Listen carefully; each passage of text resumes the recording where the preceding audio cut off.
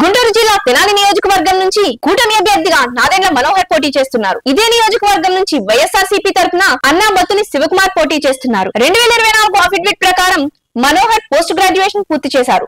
2024 affidavit ప్రకారం Shivakumar graduation పూర్తి చేశారు. 2024 అఫిడవిట్ ప్రకారం మనోహర్ మరియు అతని కుటుంబ సభ్యుల యొక్క ఆస్తులు 22,89,55,604 రూపాయలు ఉన్నట్లు పేర్కొన్నారు. 2024 అఫిడవిట్ ప్రకారం శివకుమార్ మరియు అతని కుటుంబ సభ్యుల యొక్క ఆస్తులు 41,48,73,380 రూపాయలు ఉన్నట్లు పేర్కొన్నారు. 2024 అఫిడవిట్ ప్రకారం మనోహర్ మరియు అతని కుటుంబ సభ్యుల యొక్క అప్పులు 4,43,96,641 రూపాయలు ఉన్నట్లు పేర్కొన్నారు. 2024 అఫిడవిట్ ప్రకారం శివకుమార్ మరియు అతని కుటుంబ సభ్యుల యొక్క అప్పులు 12,46,75,818 రూపాయలు ఉన్నట్లు పేర్కొన్నారు. 2024 అఫిడవిట్ ప్రకారం నాదెండ్ల మనోహర్ పై ఒక కేసు ఉన్నట్లు పేర్కొన్నారు. 2024 అఫిడవిట్ ప్రకారం శివకుమార్ పై ఎటువంటి కేసులు లేనట్లు పేర్కొన్నారు. 2019 అఫిడవిట్ తో పోలిస్తే 2024 అఫిడవిట్ లో మనోహర్ యొక్క ఆస్తులు 49.2% పెరిగినట్లు పేర్కొన్నారు. 2019 అఫిడవిట్ తో పోలిస్తే 2024 అఫిడవిట్ లో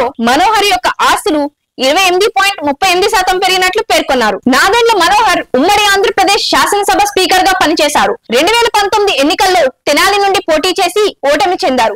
తిరిగి ఉమ్మడి అభ్యర్థిగా తలపడనున్నారు. అన్నాబత్తుని శివకుమార్ ప్రారంభంలో టీడీపీలో ఉండి టికెట్ దక్కక వైఎస్ఆర్సీపీలో చేరి 2014 ఎన్నికల్లో పోటీ చేసి ఓడిపోయారు.